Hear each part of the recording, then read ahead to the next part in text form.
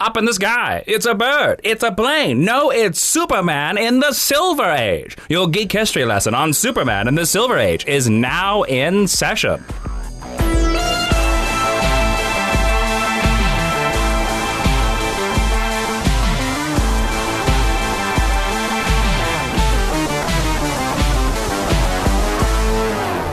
Hello and welcome to Geek History Lesson. I am Jason Kent Inman. I'm Ashley Victoria Robinson. Welcome to your Mind University, because you have stumbled onto the podcast where we take one character, construct, or superhuman from popular culture and teach you everything you need to know about them in about an hour. But this month, Jason, there's a pretty... In this episode, there's a pretty special thing going on, isn't there? That's the Max Fleischer Superman theme song, if you don't know. Yes, Superman is leading Action Comics, as we've all known. He's done it for 80 years. And Action Comics is going to cross a threshold that no other comic book in history has ever done: 1,000 issues. Action Comics are so old, guys. Yep. So in honor of that, we did an episode a long time ago called Superman in the Golden Age. And we did that because Superman's history is so wide, it's so varied, that it seemed a shame to put Superman into only one episode. So the bigger characters, mainly the Trinity, we have broken up into the Golden Age, the Silver Age. We don't have a Silver Age Batman. We don't have a Silver Age Wonder Woman. You can request those at geekhistorylesson.com or facebook.com/geekhistorylesson. Or on Twitter at GHL Podcast. Yep. But this is the second installment in the giant history that is of Superman. And I thought, in honor of Superman's 80th anniversary, there was no better time to do this episode. It's about time we circled back to it. Yes, and a lot of people have requested it or asked for it. Nobody requested it, actually. I looked. But, a lot of people were like, oh, man, we want this one. We want this one. So that's the reason why we decided to do it. This is going to be the Silver Age. It's going to be a little bit different than a normal episode. There will be no 10-cent origin. Go back and listen to the Golden Age one. Let's go to the Golden Age one. There will be no Meet Cute. Go back and listen to the Golden Age one. Go Golden Age one. You can find that on iTunes or wherever you want to listen to. But buckle up. This is going to be a longer than normal episode. More bang for your buck. Yeah, that's right. Now, first off, before we get into this, I want to remind you of the comic book ages. Ooh, okay.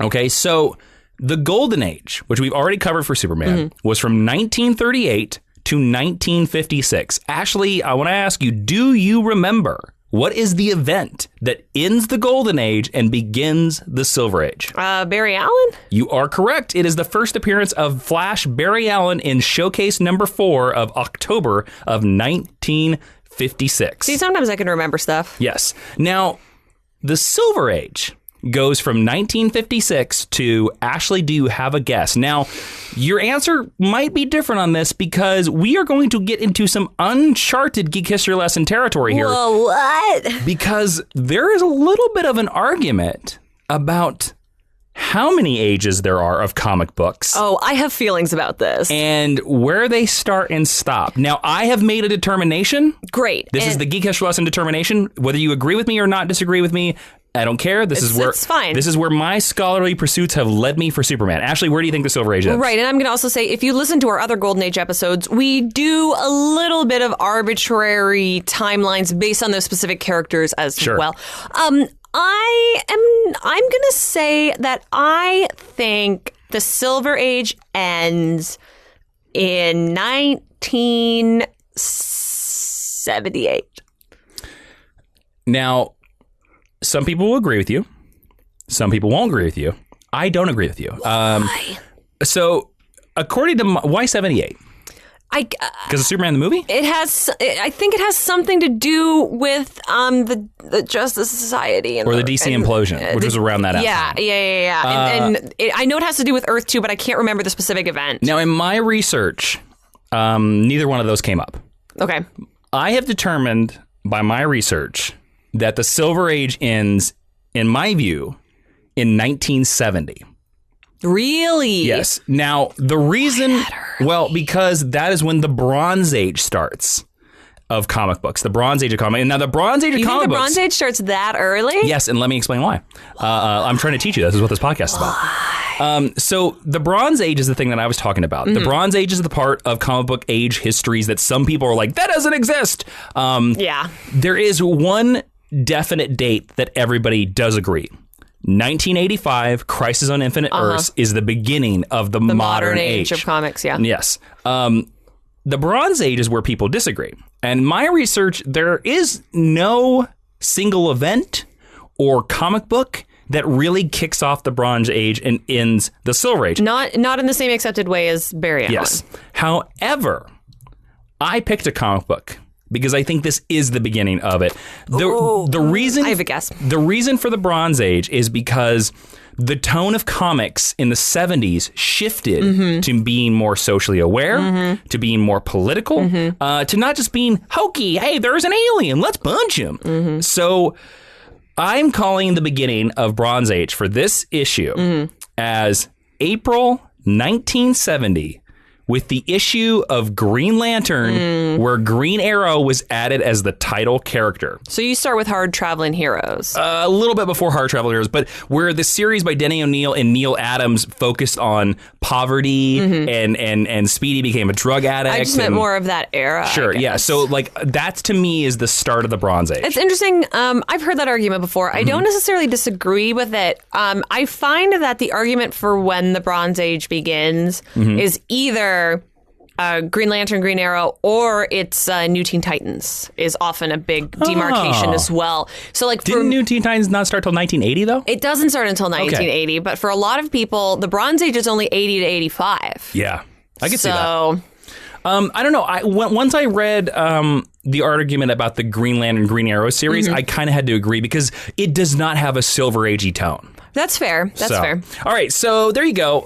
Let's go back into Superman and the Silver Age. Now, this lesson, as I said, is going to be a little bit different. We're going to go into fictional character history. We're going to go out to publication history and a bunch of stuff like that. Okay, so back to Superman. Okay. Before we can go any further in talking about the comic book Superman, we have to talk about a real-world event that rocked Superman to his core. Holy smokes.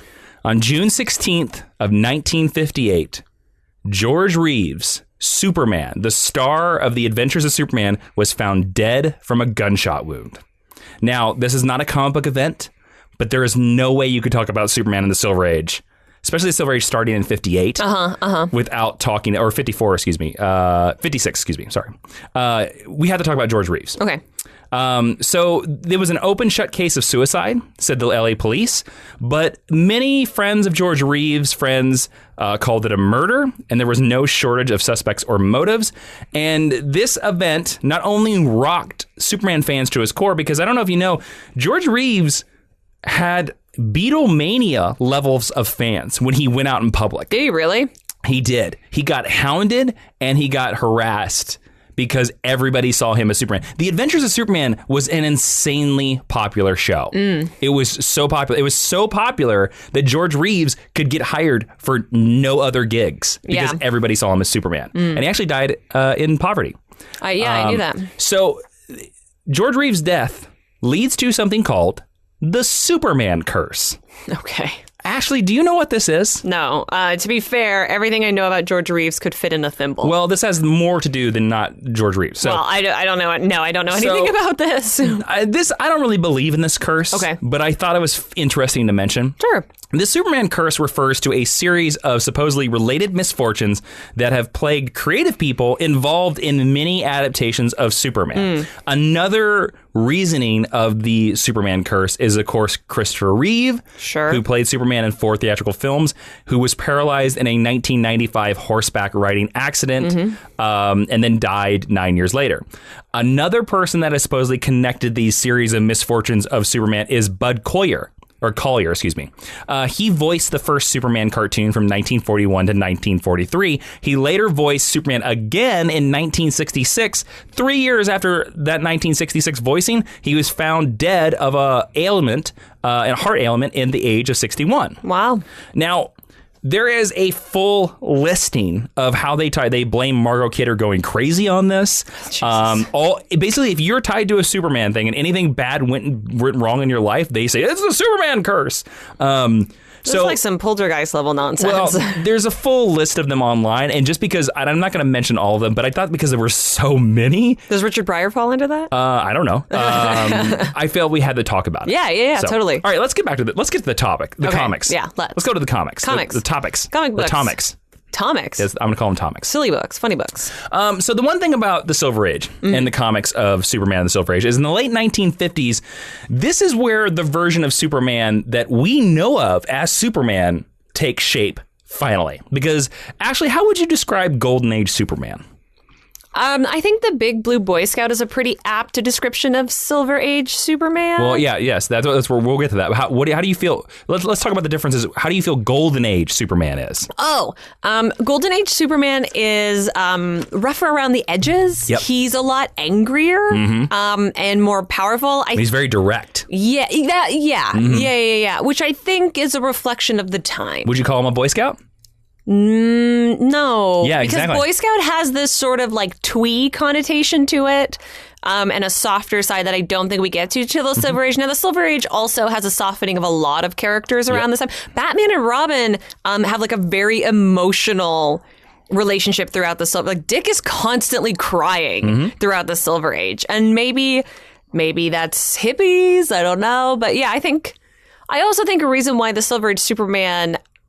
Or a lot of what we love is defined by that is because that's what so strongly inspired the 78 movie, which for many people remains the defining Superman. The definite Superman, yes.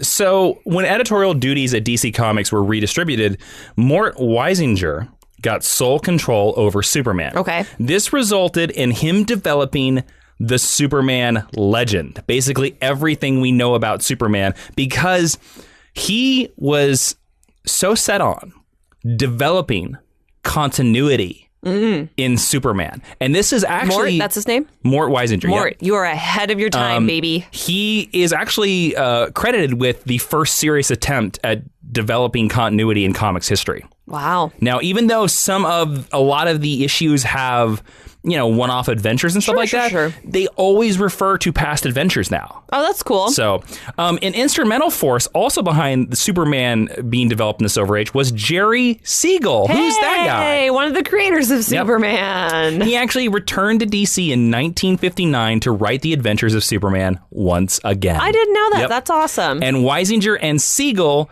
together with science fiction greats like Edmund Hamilton, who wrote the great Action Comics 300, I believe, and Otto Bender, who's responsible for a lot of Legion of Superhero stuff. We've mentioned him in a number of Geek History lessons. They all set out their goal was to define the personalities of the characters in Superman and all the Superman mythos. So they wanted each character to be distinct and to have an understandable personality. Interesting. So because of this is the reason why at this time in Superman's history, we start seeing more of his childhood adventures and more Superboy. And more rewritings of his origin, including the addition of Lex Luthor to his origin. So in the comic books, the public notification of Smallville being Superboy's home brings the young Lex Luthor into Superboy's life. And this actually results in their lifelong hatred of each other. This is also the story where Luthor receives his first name. Before this, he was only known as Luthor. Now, Lex Luthor had a massive talent for scientific inventiveness, which asserted itself, of course, in Lex's earliest days. He became highly interested in the public exploits of Superboy because he became obsessed with him, and he forced his parents to move to Smallville so that he could be closer to Superboy. That's so funny. Because Lex was like, I'm going to be his sidekick. Foolish. Yep. Lex focused all of his scientific skills on finding some way to help out Superboy. And he eventually discovered Superboy's weakness to Kryptonite. And he decided to make a cure to the meteorite's effects on Superboy. Aww. So Lex began to experiment with various exotic materials, which were dangerous and explosive. How do you get those in the Silver Age? There ain't no eBay. Look, this is back in the 1950s. There's no safety regulations anywhere. I guess you start working when you're like 12. A kid could have walked into a nuclear missile silo and everybody would have been like, look at that boy. Good lad. So everywhere. Sure. So The chemicals, of course, reacted badly and exploded in Lex's lab, filling the room with various poisonous gases. Superboy reacted to the explosion. He arrived to find Lex, close to death, but was unable to enter the room because of the kryptonite. Whoa. So Superboy stood outside of the room and blew the kryptonite and gases out of the room, saving Lex's life. But the exhaust from when Superboy blew the chemicals over Lex resulted in permanently removing all of the hair from Lex's uncovered head. Oh, no. There's a very funny cover of this. Lex was shocked to find his perfect idol do such a blunderous save. He was mad. And Lex was inconsolable upon his disfigurement. That's what he called his hair, losing his hair, which he thought... It's a little melodramatic. Yeah. He thought it was deliberate. He's a teenager. Of course he thought it was deliberate. So he took the partially completed kryptonite cure and destroyed it in front of Superboy, pledging there and then that he would dedicate his life to proving that he was superior to Superboy. What a dick. Yep.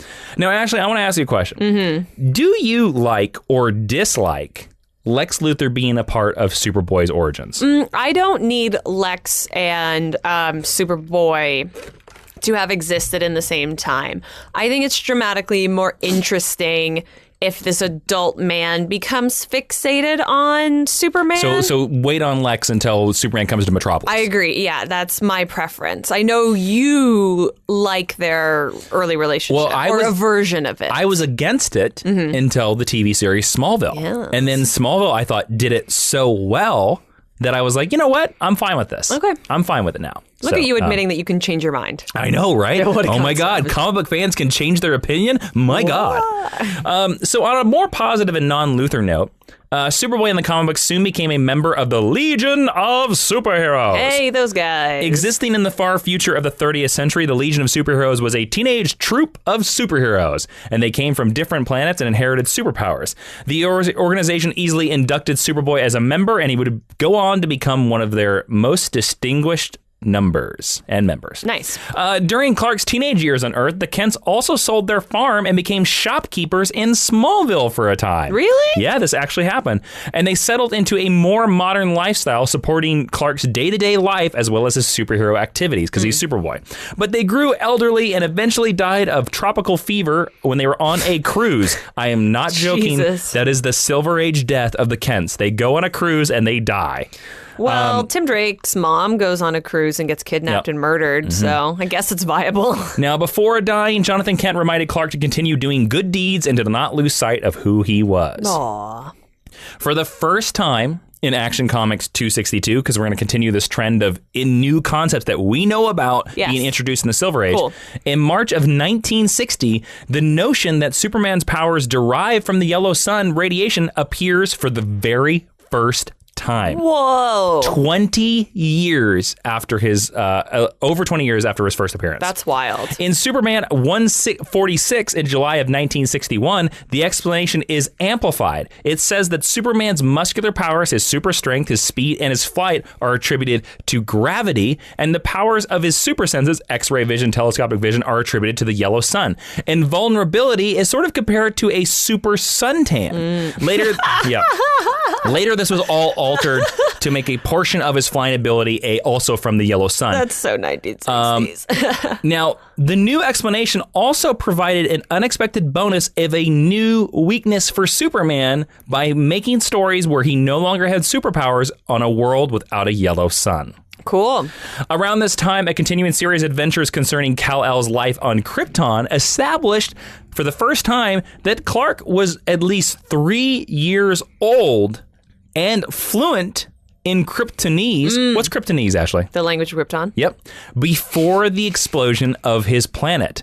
No more would he spend the first decades of his life wondering what he was and why he was so different. He would always remember Krypton from this point forward. I don't like that. I was going to ask you about that. I also know that a very early version of Krypto followed Kal to Earth because he was his childhood pet, and like they had a bond. We'll get to Krypto. You just you leave him be.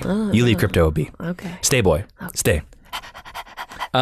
So yeah, I like Clark leaving Krypton without a memory of Krypton, because I honestly think that's more tragic. I like Supergirl remembering Krypton and not Clark. But again, this is the Silver Age, and the Silver Age really expands Krypton a lot. Yeah. This is the most we're going to talk about it, really, because I think other stuff is more important. Cool. All right, now back to the publishing history. Okay. Mort Weisinger's next move was to introduce a title for our favorite Superman supporting character, Lois Lane. Woo! And we talked a little bit about this in the Golden Age, but I want to talk a little bit more about this. Lois Lane, Superman's girlfriend, Superman's girlfriend, Lois Lane, debuted its first issue in March of 1958. In the first story, I'm going to tell you about this. Okay. Lois becomes the Witch of Metropolis. Love it. So she goes to a museum opening. Hey, she's a witch, and Lana was also a witch. Yep. And there she accidentally breaks a mirror at this exhibit about this crazy lady that people thought could be a witch. She returns home to type up her story and finds herself transformed into a green and grotesque witch. Great. She runs out onto the street thinking about going back to the museum to cure her form, but she sees Superman in this ugly form and pretends to not know who he is. As she wanders back to the museum, she sees a robbery, and as they begin to shoot her, she assumes that if she is now a witch, then surely she can cast a spell. And she says, yes, Lois, live your best life. And she says, Hicks, Hawks, Hex, bullets aside. And the bullets don't hit her. Yes, Lois. No. She returns home. I want that on a t-shirt. Yep. She returns home. And the sun rises, and her face returns to normal. But the next night, she turns into a witch again, and she decides to do what any human being would do when they turn into a witch: hex a broomstick and ride it. Exactly. She has great days. Yep. Eventually, Lois, though, in her evil, witchy mind, decides to betray Superman. No. And reveal his secret identity. Lois. But at the last second, her conscience takes over. And Superman comes to her later. She's crying her eyes out and actually reveals that she wasn't cursed ever. She'd actually been doused with an old age gas. What? Yep, from a science visit that she had after the museum. And she had to believe that she was a witch or else she would have gone crazy. So Superman faked all her powers over the last couple of days to make sure that she wouldn't go crazy until the old age serum wore off. I mean, that's basically it was all a dream. Yep. Get ready, because this is starting to lead off into what most people define the Silver Age as. Now, real quickly, before we move on from Lois Lane, at the peak of its popularity in 1962, Superman's girlfriend Lois Lane was the third best-selling comic book in the United States. Holy smokes. This book lasted for 16 years. It has some of my all-time favorite comic book covers. Yep. And to me as well leads to that it is insane that Lois Lane doesn't have a book in current DC Universe continuity at the time of this recording. Correct. So, now, as I said, this period of Superman can also be known as quite silly because of the Silver Age, and this is where we're going to get into it. Stories were mostly dreams, weirdo stuff, and one of DC's crazier policies for comic books at this time was to hire artists to draw crazy covers. I was hoping you were going to bring that up. And then force the writers to write a plot to match that cover. Yeah, so you'd be like, why are they on an elephant? Who knows? Yep. So this led to some of the sillier and crazier Superman adventures that you will ever hear about, and I have a small sampling. Oh, my body is so ready. Okay, here we go. Yeah. Let's start off with Action Comics number 243. This cover, it has Superman with a lion head. Great. It's probably the defining image of the Silver Age. It is a story in which a descendant of the mythological being called Circe gives Superman mineral water that turns him into a lion man because he won't marry her. Mineral water. Yep. He flies around helping people while hiding his lion face, even though, this is the DC Universe and weird stuff happens every day. People couldn't handle Superman as a lion. Yeah. Superman eventually heads back to the Fortress of Solitude, checks the library, finds a book that explains to him how to create an antidote specifically for lion heads. Oh, that's lucky. And it works because Superman has a vast and extensive library of books about curing lion heads. That's a fear I have. That's Action Comics 243. My face being turned into a lion.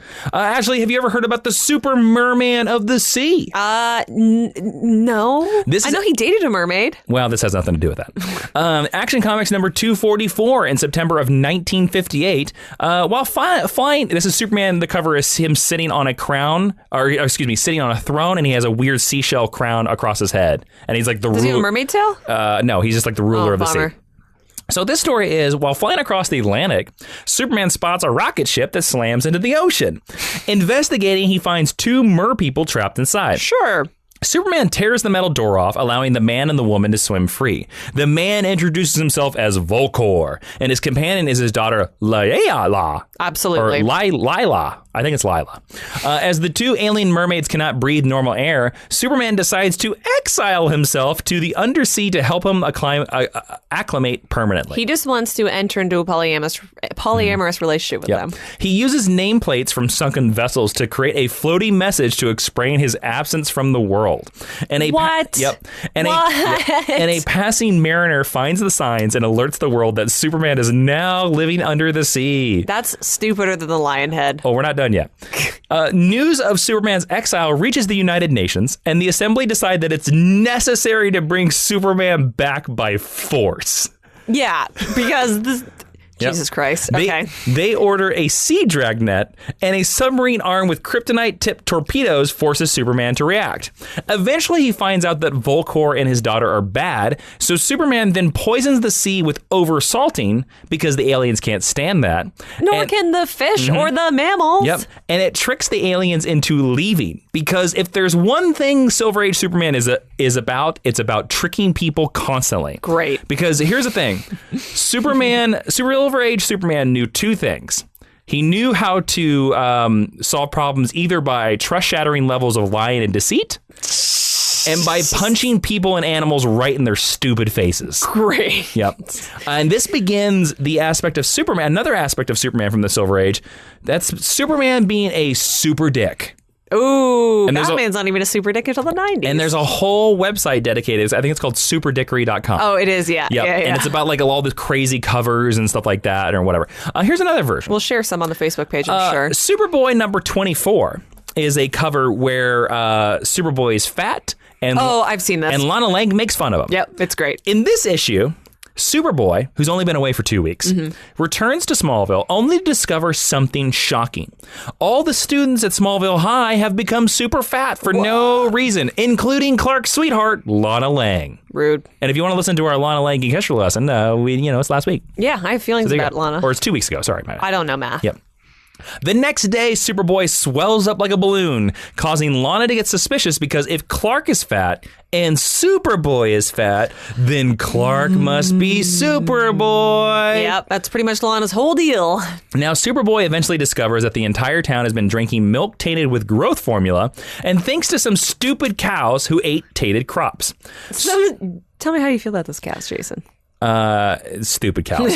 Now, Superboy eventually fixes his secret identity problem with tricking Lana into doubting that he and Clark are the same person. They probably just put some protein powder in their milk. And another issue from this time, a giant gorilla with kryptonite eyes is attacking Superman. And it looks like the laser beams are shooting Superman right in the butt. Great. This giant ape is Titano, the giant ape monster who shoots kryptonite lasers from his eyes. Great. Now, Titano is he's not an evil super intelligent ape like Grodd, like Gorilla Grodd. That's a disappointment. Nor is he an ape with an evil man's brain like the Ultra Humanite. Also disappointing. Nope. He's a normal ape who, in his debut, was dubbed one of the world's most intelligent apes when he was shot into space and driven mad by space radiation. Great. And it's very Fantastic Four, actually. Titano actually shows up several times in the Silver Age. And he becomes a classic Silver Agey villain of Superman. Every time Superman decides that the best way to deal with this giant space mad creature is to do what, Ashley? How do you think Superman, how do you defeat a mad ape? Punch him in his stupid face. You punch him right in his stupid face, and it works every time. Hey, DC Comics, I know you're listening to this podcast. I would like to formally request that you bring Titano back into the current DC Comics Superman continuity. Thank you. He's actually showed up a couple times post-crisis. Great. Yep. Let's go to Superman number 125. Great. On the cover of this issue, Superman is blasting rainbows from his fingertips. Ooh. This is the Rainbow Hand Superman cover. Here's a fun fact. Superman never has rainbow hands inside the comic. It only happens on the cover. We just felt very gay that day. That's it. That's great. Love it. Superman 125. Here is where Superman probably gets the coolest power that he's ever had. Are you lying? No, I'm actually serious. Okay. This is like the coolest power that I think Superman could ever have. Okay. In the story, Superman gains a brand new superpower. The ability to shoot a tiny Superman out of his hand. That's dumb. Yes, you heard me right. There is a tiny This tiny Superman. Does he go back into Superman's hand? Yeah, sometimes. Where does he live? Like in his forearm? I don't know. In the tiny Fortress of Solitude. In the minuscule Fortress of Solitude. Inside Superman's forearm? So Superman holds up his hand, a tiny Superman comes out of his palm, and this tiny Superman gets all of Superman's powers, leaving regular super-sized Superman to just sort of hang out while tiny Superman saves people. Oh, so they can't both have superpowers at the same time? So everyone starts praising tiny Superman for his heroism. So, of course... What if Superman gets jealous? Oh, Silver Age Superman gets super jealous. Good. And he does the most Silver Agey Superman thing that he could ever Silver Agey do. He plots the death of his tiny duplicate. I was just really hoping that you said that like he was going to punch him and splat him or something. Because, he decides that, of course, Metropolis is only big enough for one Superman. One regular-sized Superman. Yep. So... Actually, normal Superman never gets the chance to murderize Tiny Superman because Tiny Superman actually sacrifices himself to save Metropolis. And once that happens, normal Superman gets all of his regular powers back. There's a very funny take on this story that you could do with one of the Atom characters. I can't quite figure it out right now, but if someone would like to pay me, I'd love to write it. Sure. But, someone who has paid us, and that is Lisa. Ooh. That is, we're going to stop real quick, and we're going to thank our sponsor, Lisa Mattresses. That's Leesa. Yes, very important to get the spelling right. They sent us an amazing mattress. Mm-hmm. I've slept on it. Yep. It's amazing. Yep. It's comfortable. It's cooling. And they want you to spring into a better sleep. And Lisa actually is offering the deepest discount they've ever offered to our listeners right now. They're giving you $125 off any mattress if you go to lisa.com/geekhistory. Now, not only should you go to this link because Lisa is an amazing sponsor, but Lisa also donates one mattress for every 10 sold, and they plant one tree for every order received. Awesome. So they've donated 23,000 mattresses so far. Lisa Mattress is loved by 300,000 happy sleepers and counting. They have a socially conscious mission to end bedlessness in America, which I think is great. And they want you sleeping for a deeper night's sleep. So go to lisa.com, that's LEESA/geekhistory to get $125 off. And I'm certain that lisa.com supports tiny Supermans all over the world because they don't want them to be bedlessness either. No. So there you go. Thank you so much to lisa.com for sponsoring this episode. Heck yeah. All right, let's go back to the Superman in the Silver Age. Is he still tiny? No, we're going to. Oh, right. Tiny Superman died. Let's go out into publication history here. Okay. Now, Mort Weisinger, remember him? Yeah, I like this guy. He had said during his tenure on Superman that he wanted to introduce a new concept to Superman every 6 months.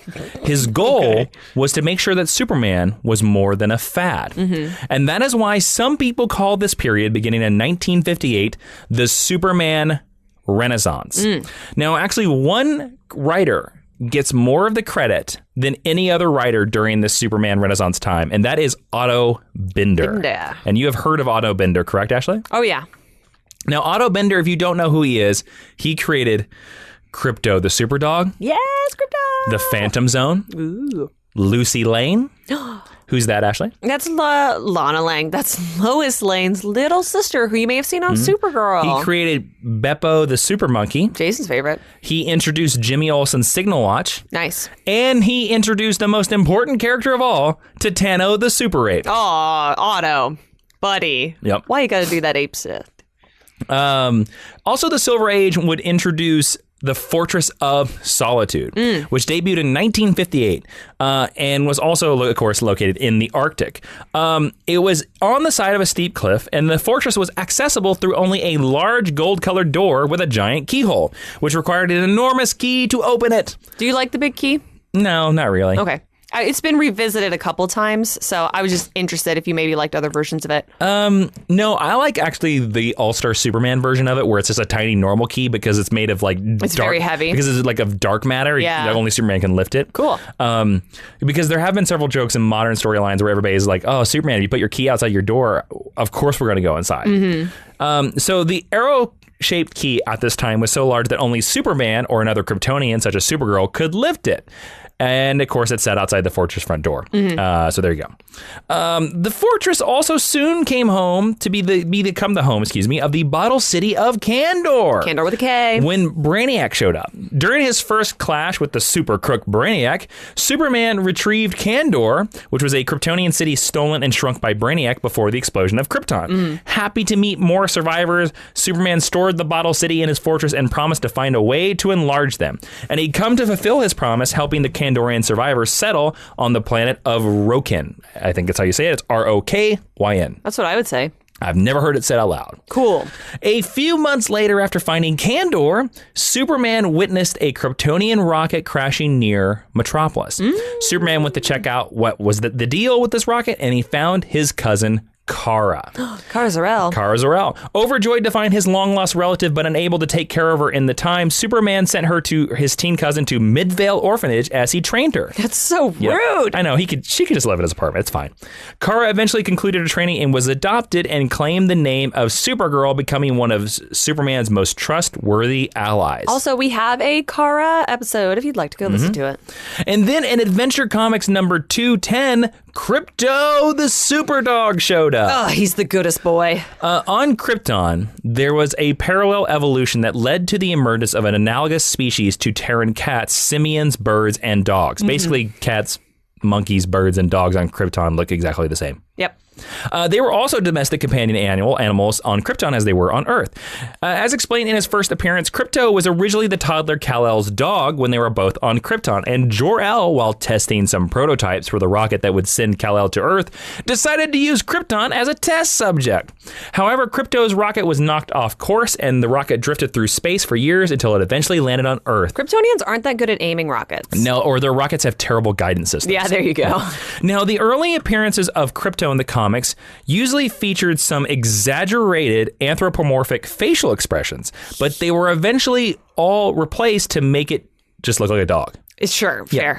When fighting crime, Krypto usually wore a gold collar and a miniature facsimile of the famed Superman S symbol for a dog tag, and also a dog-sized version of Superman's cape.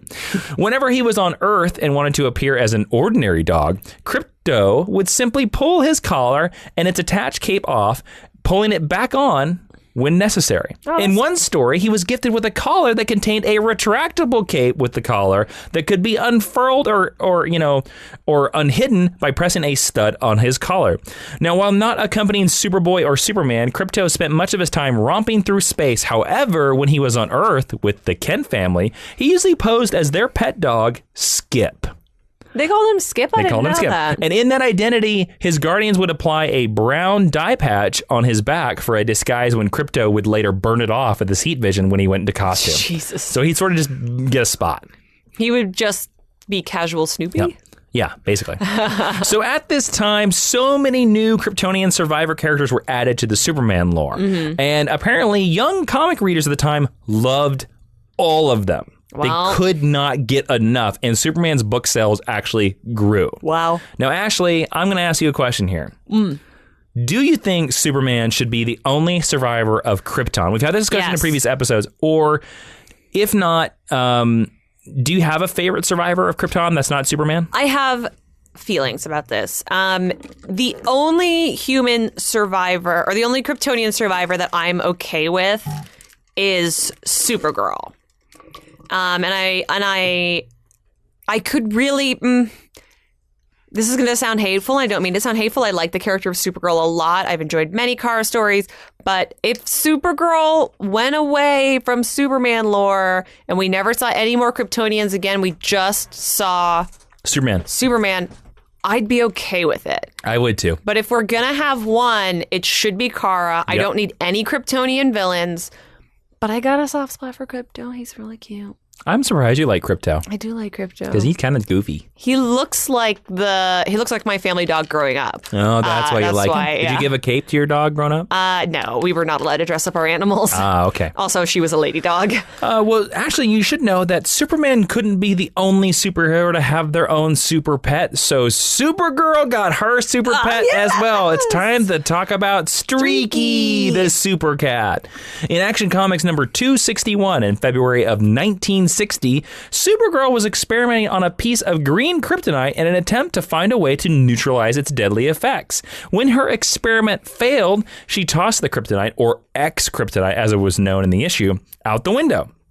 Though her experiment failed, her current pet, Streaky, came across the X-kryptonite and was exposed to its radiation. And as the comics described it, due to the unique combination of chemicals in X-kryptonite, it has given Streaky superpowers. Now, this, to me, says that in comic book history, as a Smallville fan, you're going to know what I'm talking about. Streaky the Super Cat is the very first meteor freak. Now, that's, of course, if you don't know what we're talking about, in Smallville, all of Clark's enemies in the first 3 to 4 or 5 seasons were people that were exposed to the radiation of kryptonite, and they got superpowers. That's really cute, and there's a really fun way that you could incorporate that into a comic book, and I would... that she's a meteor freak? I would love DC to hire us for that. All right, Ashley, I'm going to bring to you the challenge of the Super Pets. Oh, boy. Can you name the 4... Actually, I'm going to tell you this. Can you name all the super pets? No. Of just Superman? No. There's... Name the ones you know. Krypto. Yes. Streaky. Yep, we got those two. Beppo. Beppo the super monkey. Whatever the horse's name is. Comet. Oh, yeah, Comet the super horse. The one that's maybe Kara's boyfriend and maybe not. Yeah, maybe I missed it. We're not going to talk about that. That's it, right? There are others. Oh, well, then I have no idea. Those are the main 4. Yeah. Are those 4. The other ones are... Hissy the snake. No, fun fact. Titano, the super ape, eventually becomes a super pet in the future. I just want to swear right now. Yeah. That's dumb. There's also Squawky, the super parrot. He was from Krypton and was dreamed up by Supergirl in an alternate history where her super pet was Squawky instead of Krypto. No. There's also Superfly, who was an ordinary fly that was accidentally given the powers and abilities of Superman by Lex Luthor. These are terrible. No. Here's one that you're going to love. Okay. Is it a fox? No. It's another cat. Wizzy, the super cat. What color is Wizzy? I don't remember. I'm going to Google it. I don't know. Wizzy, the super cat, is the 30th century descendant of Streaky the super cat. Wizzy can stay. Except Wizzy has gained powers over the course of time and is also telepathic. So you could talk to your kitty. Great. I want it. Yeah. I don't remember. I think Wizzy's the same color. Or Wizzy's either white or gold. I can't remember exactly. I will let you know shortly. Yes. All right. So Ashley, we've learned about all the super pets, and Wizzy's really cool. Wizzy is gold. Yeah. Exactly like And Streaky. Also wears a space suit. Well, that is gold and red. It's the future. It's amazing. Ashley, it's time to talk about how Superman... Got his groove back? No. Like when Harry met Sally, it's time to talk about when Superman met Batman. Oh, okay. Yep. I was like, what? Now, for years in the comic books, they appeared in Team Comics rarely. Mm-hmm. They would be on the cover, but they wouldn't be on the inside. And they were both on the cover of several issues of World's Finest. But fun fact, the comic in the beginning actually had separate adventures for the heroes. They never teamed up in them. Yeah. It was an anthology book originally. Now, it is credited as the cancellation of All-Star Comics that led to the Superman editors finally teaming these two icons together. Now, this actually happened in 1951, so we're kind of backing up chronologically if you're sort of following along in time.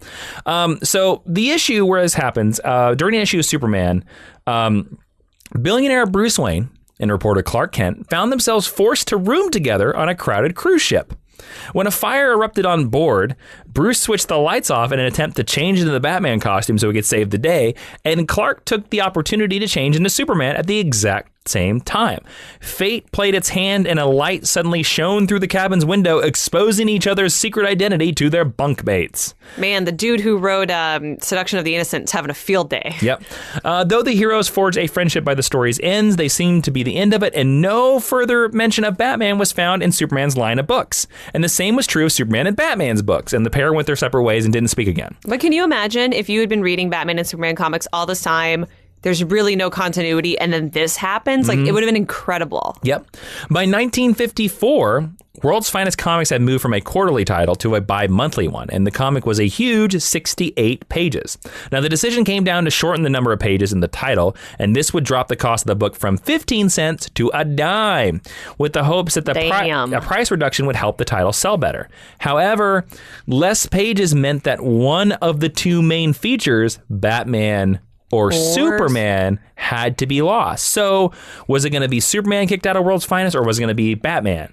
Now, remembering that the two heroes had actually met years earlier, an editor rolled the dice and created a new main feature featuring both Superman and Batman working together issue after issue. I love that the solution is we could get rid of Batman or Superman, but why not Batman and Superman? The plan actually worked, and World's Finest Comics became a must-read title for both Superman and Batman fans, and the title ran almost continuously until 1986. I maintain that, kind of like you mentioned about Lois Lane earlier, that there should always be a World's Finest title. I was just about to say that. Like Action Comics, I was going to say, I think DC should always have a title called the World's Finest in some form or aspect. So I'm glad you agree with that as well. I do. So let's talk about several of Superman's Silver Age adventures with Batman. Okay. Then this is just going to be a bunch of different ones.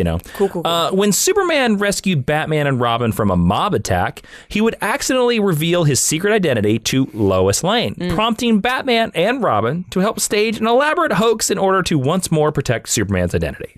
Okay. Yep.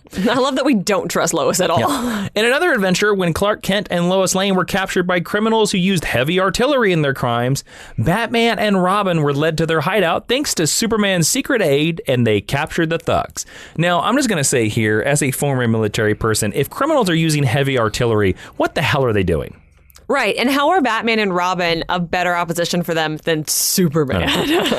Sometime later, Batman and Superman came up with an elaborate hoax, because this is the Silver Age, where Batman poses as a Swami and needs Superman's assistance in order to capture a group of crooks. Now, Ashley, would you want to explain to our audience what a Swami is? A Swami is usually a Middle Eastern or Indian mystical figure. Usually wear a turban. Yeah, and they usually stereotypically play kind of a flute, and they're presented as snake charmers. And a snake comes out. A snake floats in the air. It is something that around the middle of the 20th century became a stereotypical representation of a Hindu mystic. Yes, correct. When Batman was exposed to a lethal gas by the Purple Mask mob that would have killed the Dark Knight, Superman and Robin made Batman believe that he had a broken leg to keep him out of action until the poison wore off. Great. Yep. Batman and Superman also worked together to stop the evil Professor Pender, who used a machine to swap powers between them. Oh, that's cool. Using the respective abilities, Super Batman and Normal Superman managed to defeat Pender and return to their normal forms. That's cool. That's actually a good idea. Yep. That would be a great cartoon today. Sure. Next, Superman summons Batman and Robin to Metropolis to try and figure out who is trying to reveal Superman's secret identity. Probably Lois. This all turns out to be a ruse to keep the dynamic duo preoccupied while Superman travels to Gotham City to capture the Veril mob. Great. Yes. Those star characters. But this, of course, would lead to the biggest Superman and Batman team-up ever. Ever. Their most important storyline. The Composite Superman. I was hoping you were going to bring that up. Ashley, do you know what this is? I really only know that he's half Superman, half Batman, and I've seen the action figure. Well, I'm going to give you the full rundown on the Composite Superman. Great. I've not read this issue. Joseph Meach was a diver who had fallen on hard times. Okay. There's no more stuff to dive to. Okay. And I really miss diving Well, he can just hold on and go to Mercy Reef and later. being under the sea in an octopus's garden. Garden. In an attempt to draw publicity to himself, Meech set up a water tank on a sidewalk in Metropolis and dove off a building. Okay. Unbeknownst to Meech, the tank was leaking, and Meech would have died if not for the intervention of Superman catching him. Upon learning of Meech's misfortunes, Superman obtained a job for him at the Superman Museum, where Meech was employed as a janitor. Yes, Superman has a museum. Cool. So does the Flash. Meech's bitterness actually did not subside, and being surrounded by mementos of Superman's career directed his anger towards Superman, because he wanted to blame anybody but himself. Typical. One night as Meech was sweeping in front of a series of statues depicting the Legion of Superheroes, a bolt of lightning struck the display.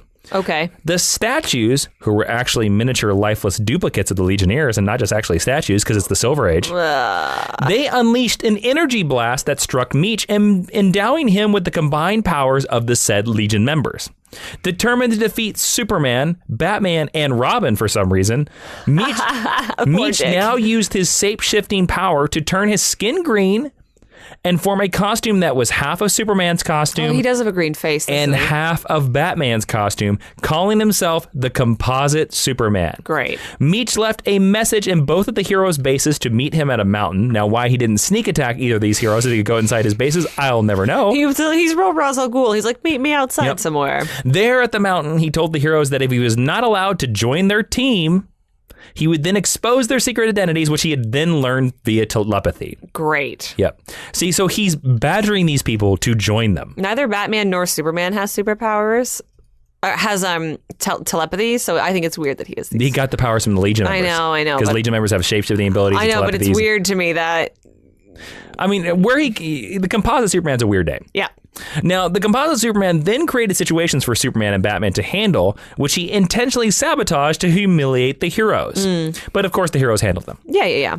Superman and Batman attempted to expose him by using robot duplicates, but failed due to Composite Superman's telepathy to read their minds, of course. And just before Meech was about to reveal the heroes' secret identities, the powers he gained from the statues faded away. Aw, jeez. And Meech tried to write down the secret of his powers in the Superman Museum, but his memory faded away before he could finish.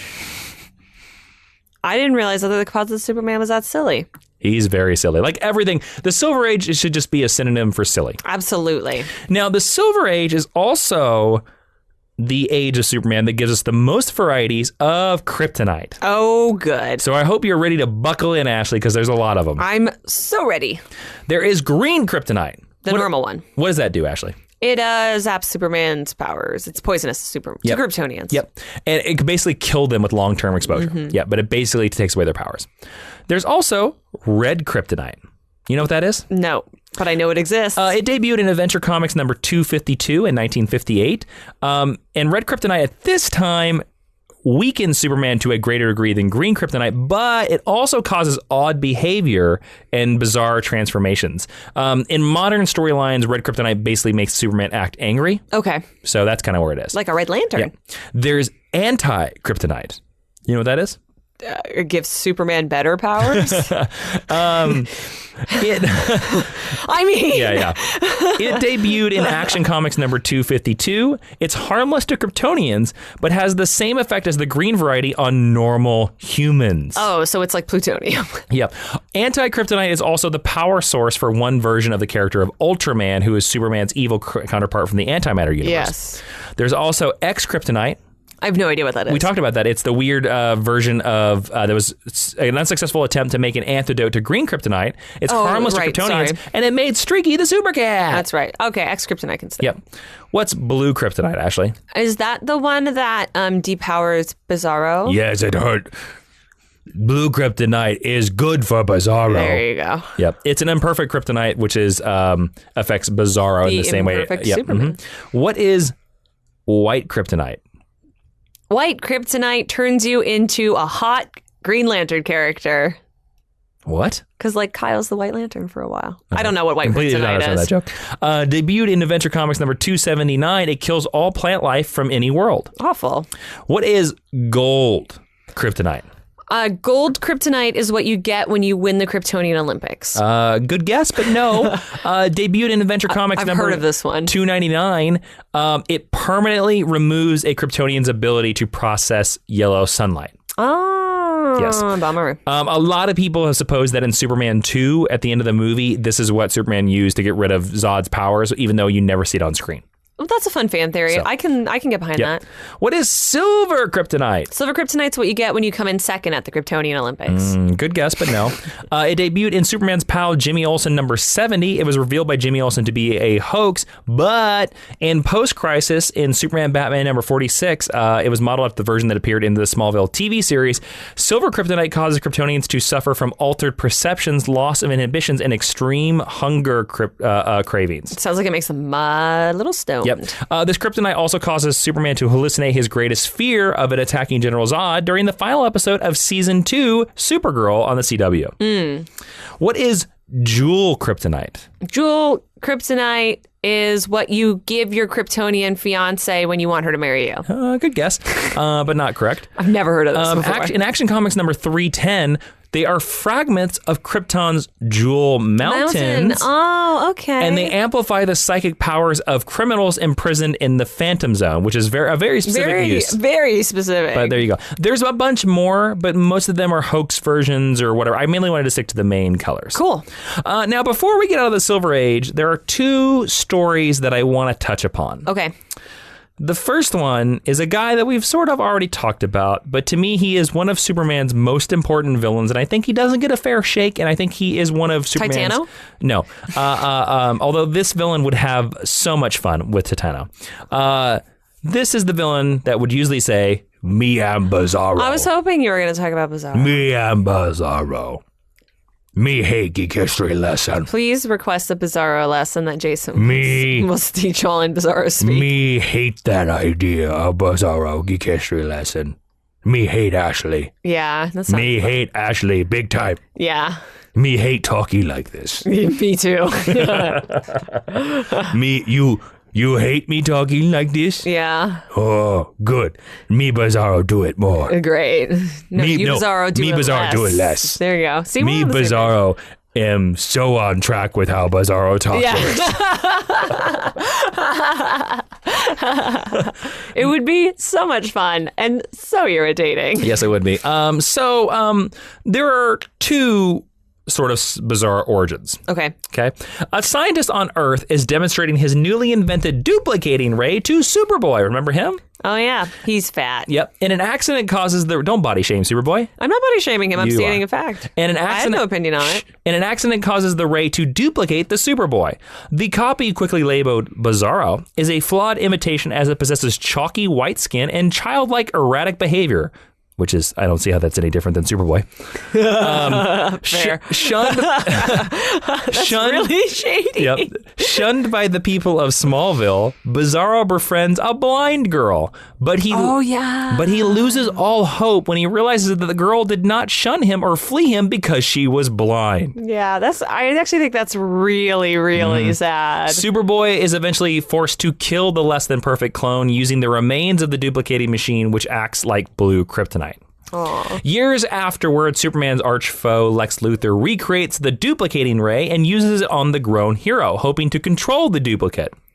This Bizarro that is created, however, is confused, stating, "Me not human, me not creature, me not even animal, me unhappy, me don't belong in world of living people, me don't know difference between right and wrong, good and evil."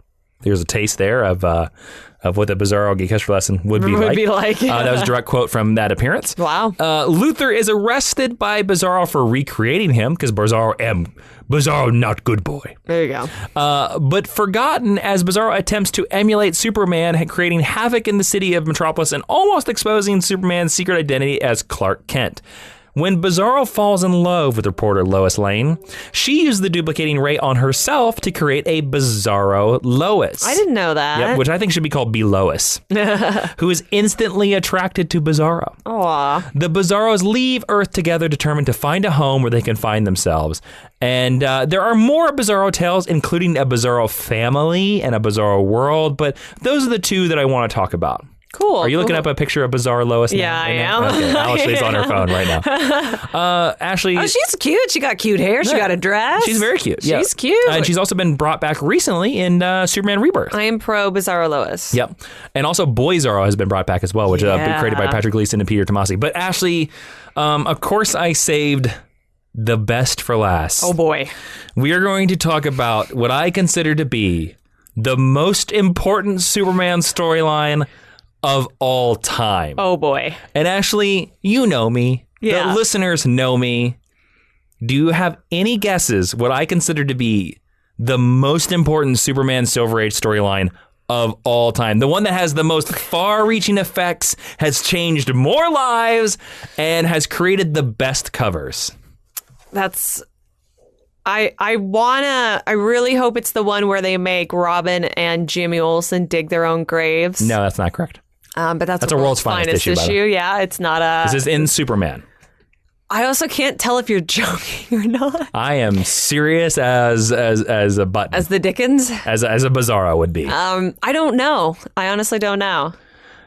We're going to talk about the most important Superman storyline of all time. Yeah. Which is called Superman Red and Superman Blue. Oh, spit. Now, the original Superman Red and Superman Blue tale is an imaginary story that first appeared in Superman 162 in July of 1963. It's actually written by Leo Dorfman.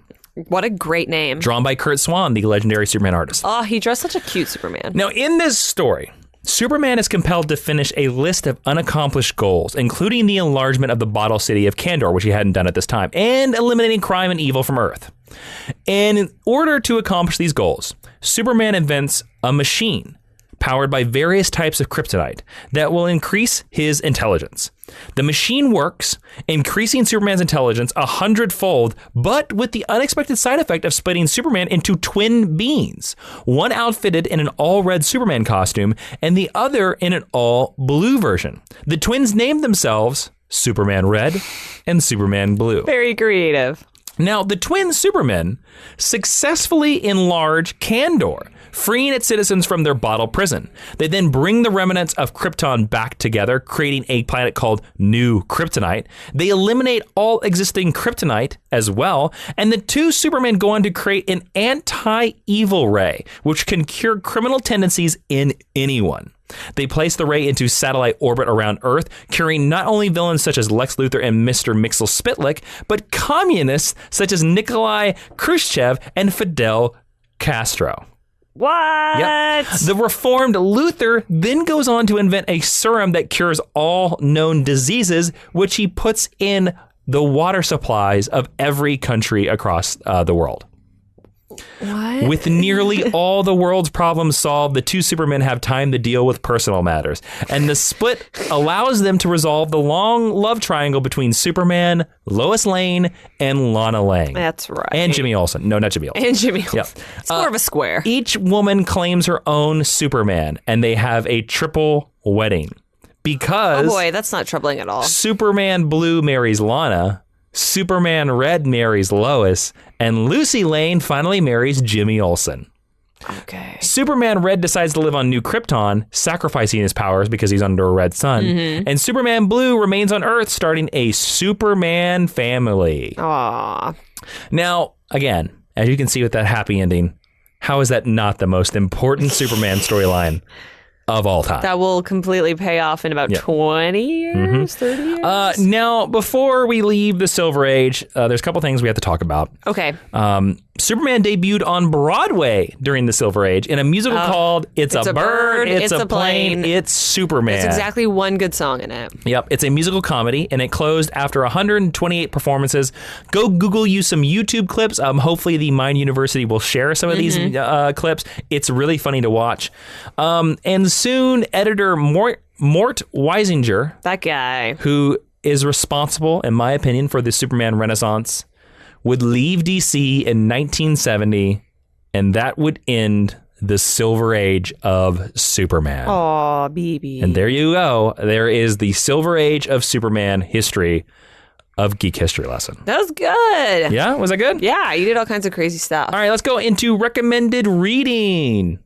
Where Professor Jason is going to recommend a whole bunch of cool stuff that you can read. If you were particularly taken with the Silver Age of Superman, you can find this and all of our past recommended reading at geekhistorylesson.com/recommended reading. That's right. You go over there, you click on these books, you buy these books, you support the Mind University.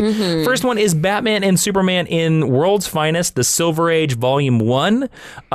This is a lot of the early World's Finest. It's a newer collection. It also collects Superman 76, which is their first meeting that I told you about in the cruise ship. Nice. The other thing is a couple of trades. There's Superman in the 50s. It's out of print, but you can still buy some copies on Amazon, and there's a lot of the good Silver Age storylines. And there's also Superman in the 60s, which is another trade as well. It's also out of print, but you can find it. This has classic storylines like Superman's return to Krypton and a lot of good Super Baby Jimmy Olsen, Lois Lane storylines. Cool. So let's go into the discussion. Well, we're going to discuss stuff. Ashley, Yeah. what are your thoughts on the Silver Age of Superman? I have a lot of different and complicated thoughts about the Silver Age in general because I don't enjoy very much of it. However, I think with a character like Superman, and I think you putting it out at the top of this lesson and highlighting it throughout your breakdown was very interesting and illuminating for me. I think for Superman, it's maybe one of his most definitive ages. Yes. Like, I think it's so fascinating that... the silliest age created the Superman that we know. Mort Weisinger, that's the editor's name, right? Mort Weisinger. Is kind of like the Bill Finger, as as Bill Finger is the Batman. For Superman. He is the facilitator of so many things that define who Superman is. And you're right, it is wild that it came out of a lot of silliness, So Yeah. I guess I think it's important is what it comes down to. It is important. It's an aspect of, because from this moment on, Superman is solidified. This is the Superman that we know. This is the Superman that we know. But this is also the change. And we're going to get into that. We're going to get a little bit of that in the Geek History Lesson Extra. Ooh. All right, let's go into the teaching tweet. We're in 140 characters or less because we're old school. Professor Jason is going to summarize everything that he just taught us about Silverman in the Silver Age. And you can find this tweet at GHL Podcast. Silver Age Superman. Did you know that Superman once refused Aquaman a glass of water when he was moments away from death? True story. #SuperDick. Now let's go into the GHL Honor Roll. Yes, the honor roll is a status that you get if you head on over to iTunes, leave us a 5-star review. If you write something, we'll read it. But it's important that you leave a 5-star review. Now, we forgot to do this in the last couple episodes, so I have 4 new students that are going to add on to the honor roll. Wow. This is from Balloon ZMU. Nice. Who said, I'm a huge comic book and geek culture fan, but I've never found a podcast that gives a great explanation into the history of characters I've come to know and love. Definitely going to listen to past episodes to learn more. I highly recommend this podcast. Thank you. The next one comes from The Taffy Guy. This is a great podcast that gets to the questions we all have about our favorite characters. The question is, when will they get to one of the best detectives in DC that has all the answers? Soon. We'll get to the question. I don't know. A lot of people request the question. Yeah, they do. Thank you. So, the next one comes from All Geeks Aside. These guys have good chemistry. Only reason not 5 stars is that the episodes are not long enough. Here's a fun fact, All Geeks Aside. You still gave us 5 stars. Yeah, they're good. They're good. Yep. Thank you. The next one comes from Kaleho19. Hey, y'all. Callie here. I recently found this podcast after hearing you all on another podcast that I also listened to. Y'all got me so intrigued in what y'all were doing over here at GHL, so I found GHL and immediately subscribed on iTunes. Now that I found y'all, I've been going back and listening to you all's previous episodes. Yay, thank you so much. All the y'alls were actually in there. So I believe you. So Kaleho19, All Geeks Aside, The Taffy Guy, and Balloon ZMU. And All Geeks Aside, even though you desperately tried not to be part of the honor roll, you're part of the honor roll. Yeah, whether you like it or not. Whether you like it or not, you're here. So thank you all. If you want to join them and roll into the teacher's lounge where you can eat our bagels, you have to leave us 5 stars on iTunes. And it doesn't matter what you write. You can even assault us in there, and we'll read on the air. Yeah, there you go. So there you go. Please don't assault us. We love you. Yeah. If you want more Geek History Lesson podcasts, go over to patreon.com/Jawin. That's Jawin, and listen to our extra podcast, Geek History Lesson Extra, where this week we were going to talk about, did the Silver Age ruin Superman? Ooh, I think that's going to be a very juicy episode there. So support the podcast, do that, and become a super friend, and you can enjoy all the extra content we produce over at patreon.com/Jawin. Ashley, where can they suggest future lessons of Geek History Lesson Podcast? Well, if you would like to suggest future more diving into Superman, some Silver Age Wonder Woman or Batman or anything else really, you can do that at geekhistorylesson.com, facebook.com/geekhistorylesson, or again on Twitter at GHL Podcast. You can follow me on Twitter at Jawin. That's Jawin. You can follow Ashley on Twitter at Ashley V Robinson, and you can follow the podcast on Twitter at GHL Podcast. Don't forget to subscribe to this podcast everywhere you can hear a podcast. Now we're to the last section. Hashtag stick around. Go use that on Twitter to let us know that you stick around for these episodes. Ashley, I saved one Superman Silver Age story for the very end. This is the story of Superman and Lois Lane's baby wedding. Oh, no. This is a bad one. Do you know about this one? Yes. Okay, so hashtag stick around, guys. I'm saving this just for you listeners who stick around to the very end of the podcast and support us, pimping all our stuff that we pimp. Yeah. So there you go. This is in 1963 in Superman's girlfriend Lois Lane number 42. A horrible accident changes Lois's personality so much that she blackmails Superman into marrying her. Superman, who is like never going to be hoodwinked into marrying Lois Lane, of course, certainly not during the Silver Age. He disguises an alien age reversal potion as perfume and allows his crazed bride to spritz herself. Now, this plan works, but the fun fact is that Lois accidentally sprays the substance on the Man of Steel, too. So the potion de-ages the duo even further, to the point that baby Lois and baby Superman have diapers on, and they're actually wheeled into a chapel for an insane infant wedding. But because Lois can't say anything but goo-goo when asked, do you take this man, the wedding is called off and the de-aging potion wears off. That's the Silver Age, folks. Yeah, it's worth Googling just for the pictures. The pictures are hilarious of seeing the panel of Lois going, goo-goo. Yeah. Do you take this man? Goo-goo. Awful. Yep, it is awful. And that is it for this Geek History lesson on Superman, the Silver Age. When was Superman, the Bronze Age come? I don't know. Request it online. I'm Jason, Superman Red, Superman Blue Inman. I'm Ashley Victoria Robinson. And Professor Jason, will you please dismiss the class? Geek History lesson is never dismissed.